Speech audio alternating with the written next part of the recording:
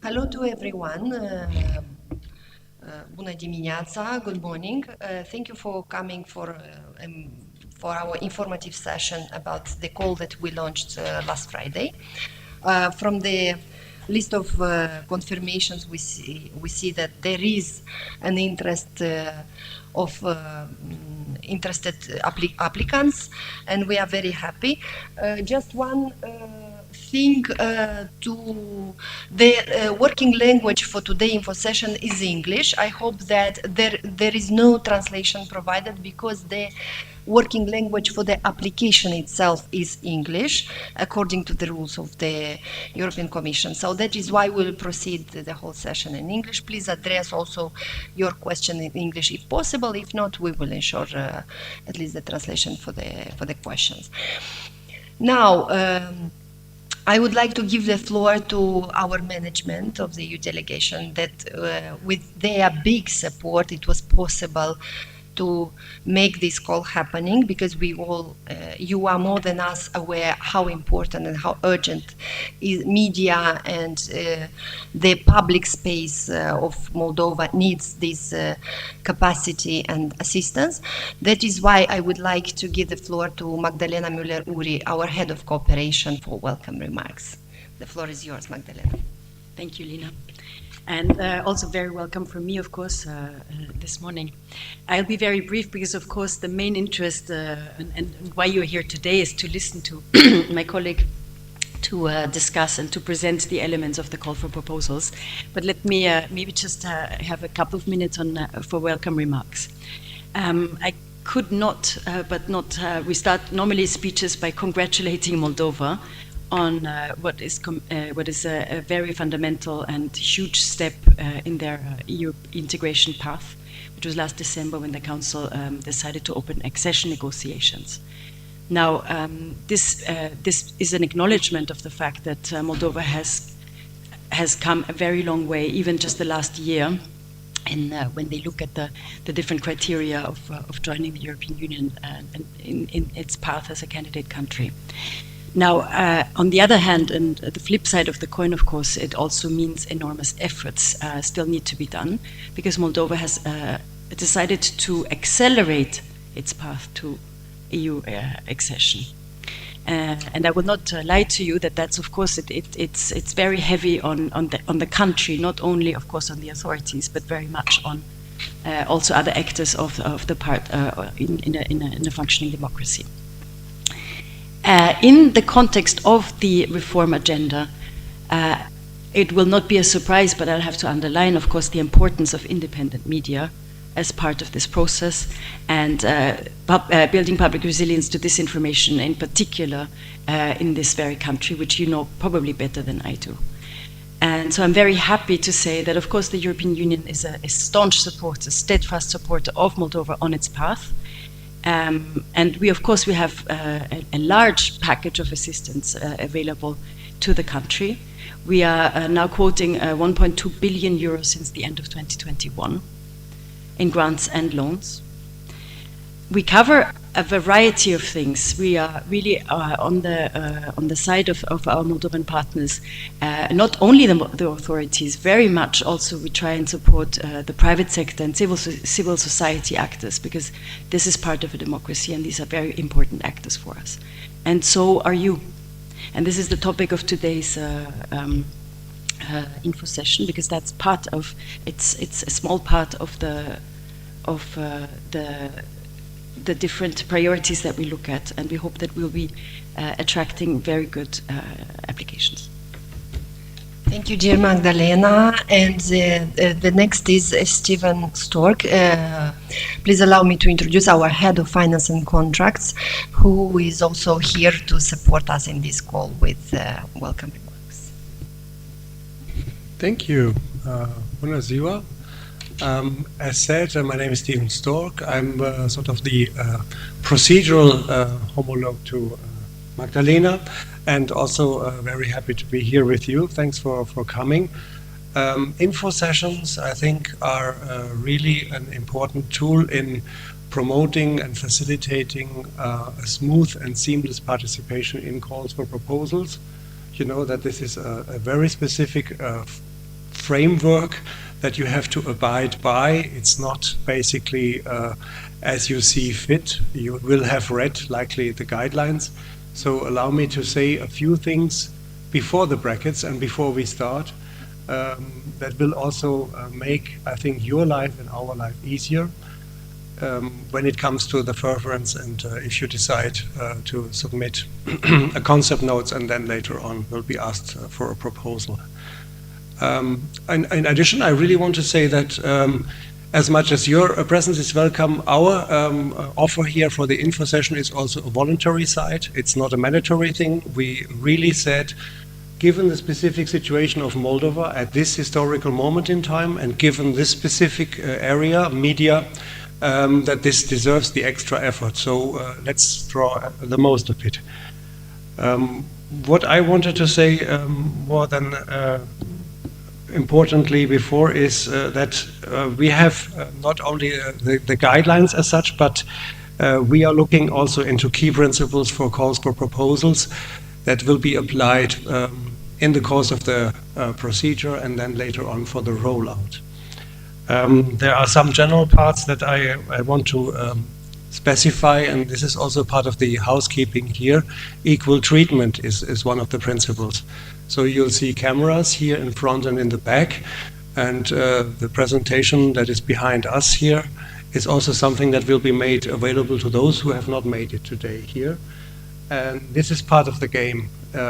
What we do here today is something that is addressed to the general public. You are sort of lucky and have the opportunity to come, but we want to be addressing all interested possible candidates, and we want to treat them at equal footing. So questions and any comments from your side should also be of general nature, being of horizontal interest and not mentioning your specific situation in this and that context. This is something that, according to the guidelines, we should do through individual questions and answers that are formalized and then will be published. But we don't want to bother sort of the general public with individual questions and then single certains out in this setting here today. Transparency, same as we said for cameras and the like. We want to make every step available to the broader public.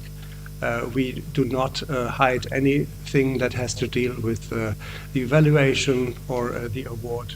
And you will see, if you are awarded, that even your name will appear in a certain financial transparency system where the European Union publishes all its beneficiaries to the public, and they can see that you were the lucky ones who got the grant. There is the obligation for co-financing. Lina will speak about that earlier. So there is not a 100% rule that we will fund the entirety of the action. We require also for the principle of ownership that there is a certain own contribution provided from your side, from your organization. Next one is a non-cumulative award. So there will be only one single award decision. We cannot top up an existing grant. It will be one single decision, and then the amount is fixed and determined. You can only change your own contribution, but there is nothing that will become on top of the award decision that has happened. And given the fact that the media landscape here in Moldova is also relatively well funded from other donors and the like, we also remind that the principle of no double financing also applies here. So the cost that you would later on propose in your budget should not have been made eligible under other support from other donors or from the EU through a regional or whatever initiative.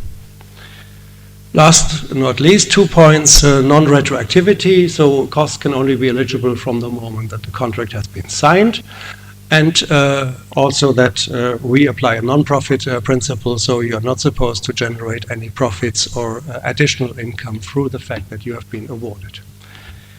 Lina will also speak later about principles of eligibility in terms of where your organization should origin from. There are certain rules, geographical rules, that we have to look into and abide by. Last not least, I think an important point is even if you were earlier in a different procedure awarded a grant, or not awarded a grant, this does not preempt any decision in this context. So there is no sort of repetition in itself, even if it were from our headquarters, you know, for instance, the European Endowment for Democracy or others. If there was a grant that was awarded to you, it doesn't mean that you're automatically the lucky one in this setting, and vice versa. If you are not lucky there, we have different objectives, we have different rules of eligibility, and we certainly also have a different setting, as you can see in the room, different competitors, if I may, that would apply. So the game is any time a new one, and we really, as Magdalena also said, strive to get the best proposals with the highest relevance, added value, and visibility for your actions is the ones that we will choose. This being said, and without further ado, I want to thank you again for your presence here. We will now get it rolling, and then at the very end, there will be space for general questions and answers. Thank you for the time being, and over to you, Lina. Thank you, Stephen, very much. Also,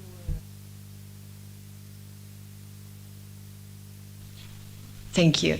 So also I would like to present to you our manager who will help me in all these processes. Lilian Gârbu is my colleague from Finance and Contracts, and the part of our communication team, Tatiana, is also here to support us in this big effort. So shall we continue with the presentation? Okay. So that people can see. Okay. I will move a bit on the distance so that.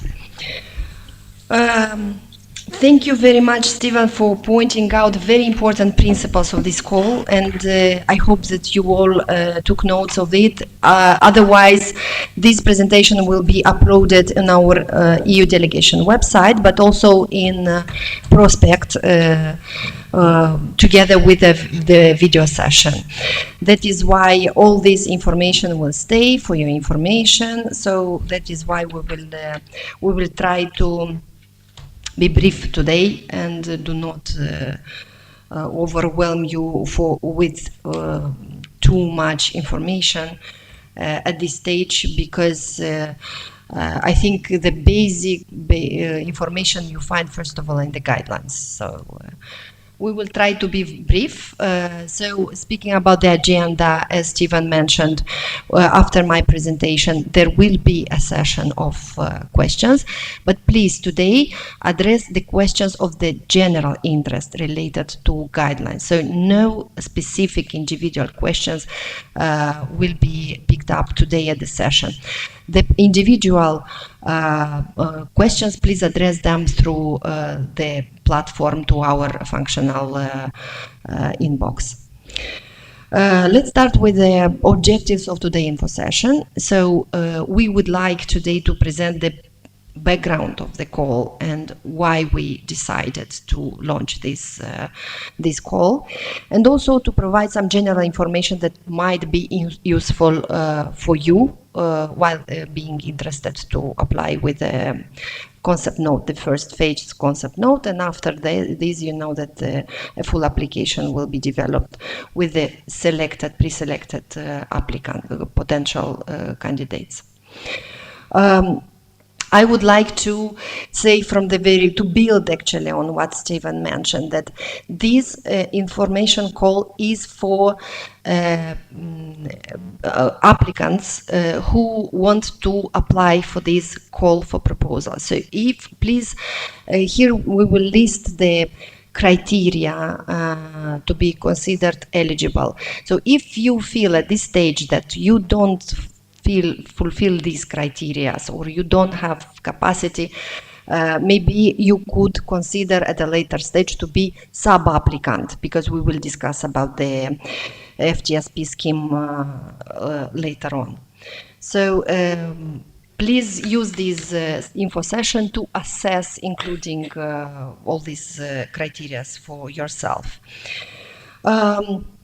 You all know very well, let's say, the situation in mass media. We won't refer too much. As Magdalena already mentioned, last year in December happened a big event for us. It was in the historical moment when EU opened accession negotiations for the Republic of Moldova. And this, the freedom of expression is part of the chapters of the negotiation agenda, and we closely will be monitoring how the progress is going to be achieved. And of course, we also are in touch with civil society and the involved institutions, and we very much understand the needs and gaps that are in the sector. That is why that was a strong reason for us to allocate the funding for this, to build this sector. From one hand, to support mass media, to capacitate the potential and business skills, administrative skills, to provide the relevant content. And this is in line with starting with the last year, audiovisual code increased the quota of European audiovisual content per each media outlet, and this is also to be this provision will be functional starting with June. That is why we also felt we collected your feedback, or the media feedback, that there is need to also capacitate the media outlets with providing the access to this kind of content, but also to use the expertise from EU countries to ensure that these quotas are met. Last but not least is the heavy disinformation circulating in the space, and this affects very much the resilience of the public towards disinformation. So immediate measures have to be taken in order to, from one hand, to fill the space with the qualitative content, but from another hand, to help the population to be resilient to disinformation, to identify disinformation, to combat, and to develop critical thinking, media literacy, and so on and so forth. You will see it later in the activities. Very important is that while designing the concept note, please take into consideration the ongoing actions already happening in the country. So the projects listed here are already happening at this stage. Here you have some of the organizations implementing.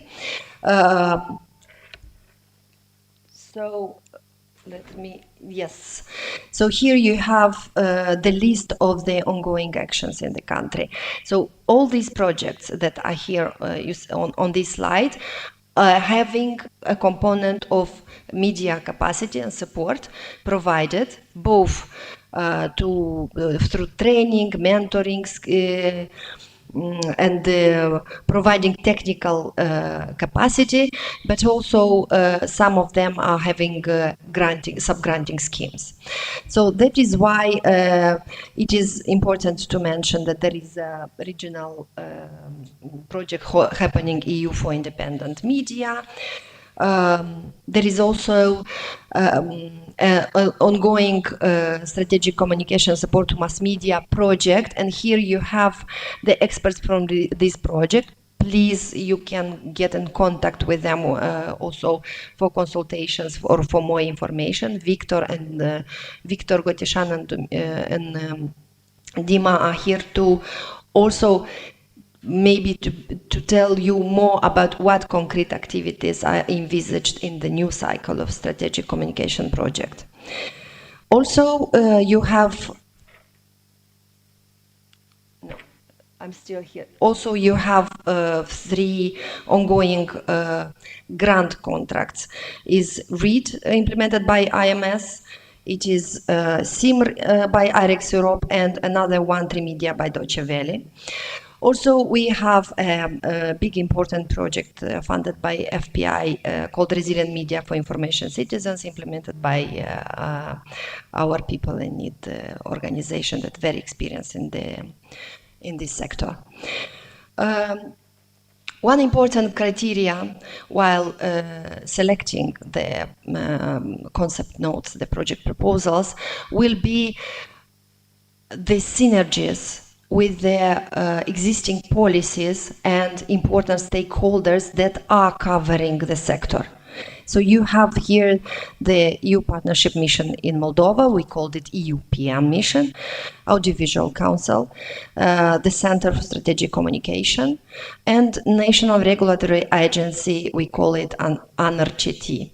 So these all four important stakeholders are having their strategies and action plans that contains provisions for both objectives, and would be good that you, while designing this, you take into consideration the sustainability of the national effort and at the policy level. So the global objective of the call, you have it here, also in the guidelines. So mainly it is to continue to support the reforms in the area of media and the public resilience, and to build strong resilience of the public towards disinformation. To fulfill this global objective, we have in total 2 lots. So first lot is designed to support independent and free media in Moldova. The priorities of the lot are listed in the presentation that you will find again in prospect, but also on our website. And the second lot is to support the public resilience to disinformation. Of course, when you apply, you according to the guidelines, you have to pick up one of the lots, but the activities that you design within the concept note could be interlinked, could support each other, because this is the overall, if fit into overall objective of the call. 4 fundamental values of European Union that we would like to see while selecting the best proposals. And we would like very much to put emphasis on the Green Deal agenda of the European Union, gender equality, and inclusion of people with disabilities and minority groups. So these are the core values that we would like to be strongly emphasized into the call. And just to give you one example, sometimes we, in our previous evaluations, we were having very many good proposals, but not, with lower scores, because it wasn't a strong emphasis on human rights approach and values that are basic core values of the European Union. So please take it into consideration. So the financial allocations, as you can see in the guidelines, is lot 1 will be 600,000 and lot 2 400,000. Big attention to the next slide. Here you have the minimum amount and the maximum amounts per each lot. The amounts given below should be read together with the below percentage. If you can see, the minimum percentage would be 80% of the EU contribution. Thank you, Tatiana. And the maximum percentage would be 95 for the total eligible costs. So please take into consideration both provisions, which will modify denomination for the calculation. Should we go to the next slide, or you would like to build on this? Is it okay? So this is very also important thing that we notice in the previous applications, that once it is not taken into consideration, it won't be considered eligible from the... Maybe just one remark. These are mandatory figures. These are mandatory figures. We cannot modify them. They have been set. You have to respect the minimum, the maximum, and the own contribution part that I mentioned in the very beginning that is explained in the two bottom lines. So non-respecting them, there is no margin of interpretation or whatsoever. This comes from the overall architecture, and as I said, the grant will be done exclusively on the basis of this framework. So be careful about respecting that when you propose. That's all I have to say for that. Thank you. Thank you, Stephen. Very important remark. Now, the next is the mandatory financial support to third parties that we call all FSTP applicants shall propose financial support to third parties, and you see that it shall represent at least 20% of the total value of the action. So you can see here the minimum amount proposed per grant and sub-grant and the maximum amount. So between 5 and 60,000. Now about the eligibility criteria that you should take into consideration. So while designing your concept notes, if interested, the lead applicant must act with at least one co-applicant, at least one. So the lead applicant should be or have to be established in a member state of the European Union or in the Republic of Moldova. Or any other eligible country as stipulated in the Basic Act Indici, that it is put here as a link. I'm not going to open it to not waste time, but please have a look because we already started to have questions about the geographic area. So please, there is an annex in Prague and you can consult it to see the eligibility. Affiliated entities are not mandatory, but could be considered. This is also an important point. Also, the duration has to be between 18 and 36 months of the implementation. So basically, it was a very brief going through the guidelines, but actually it is the core document that we really encourage you to read carefully before this. And also the concept note template that you already, that is part of the prospect package, contains a very detailed guidelines chapter by chapter, which information should be contained in the concept note, so that to ensure a good quality of the proposal with highest relevance for the country, taking into consideration all what we said.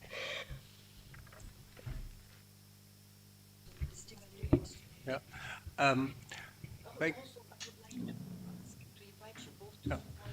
Sure. Yeah. I wanted to give it a start with this timetable by saying that this is what I meant when I said this session here is for general questions and answers, and what you see here is for the individual ones. So there is a timetable where we say at the latest by I think it was 12th of April, you should have submitted individual questions. Then there is a deadline when we publish at the latest the answers. Everything transparent, equal treatment, the things that I've mentioned before. And then we end up with the deadline for the submission of the concept notes. So this is, as I said, there are two tracks. This is a general information session that will be put on prospect, and then there will be individual questions to be answered. If the individual questions have such a relevance that they deserve to be published, the answers, then they will also go on prospect. But this is not a given and depends really on the nature and quality of the questions. just to illustrate a bit what the beautiful table on timing implies, as you can see it here. Deadline, ultimate deadline is 3rd of May. Oh, thanks.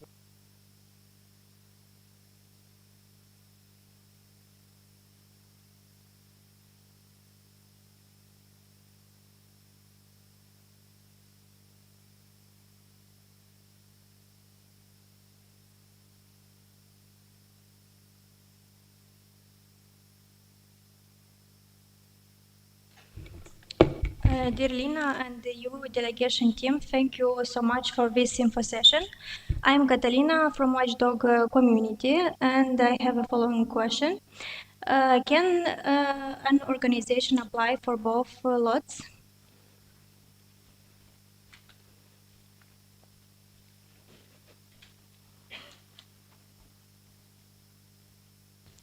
I think in the presentation of Lina you could hear it, that it's meant to be a choice, an exclusive choice. What Lina also said, I think relatively clearly, was that it's not excluded that if you decide for one lot, that certain activities or objectives of the second lot that you have not chosen to prioritize will be addressed. But it would be an exclusive choice, lot 1 or lot 2.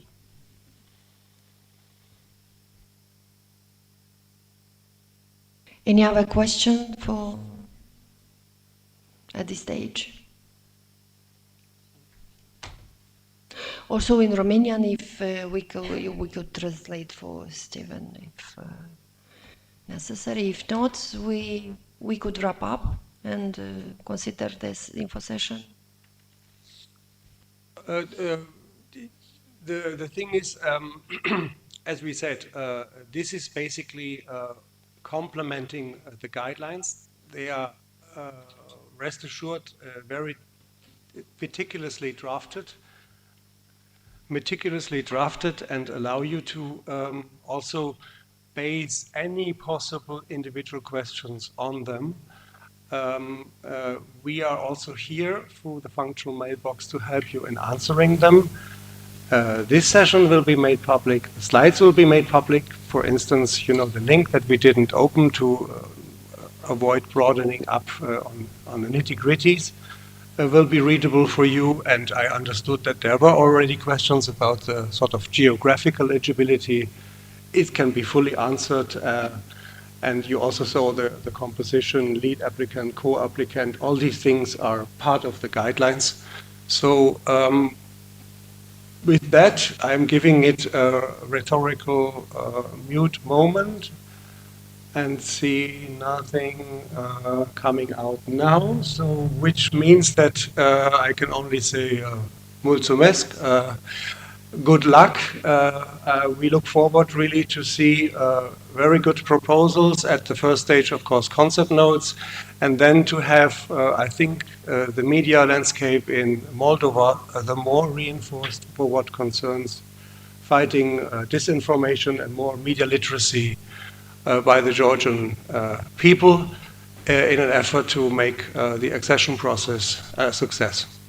Thanks for coming and look forward to hear from you, at best through a very good concept notes. Mulțumesc. Thank you. Mulțumim.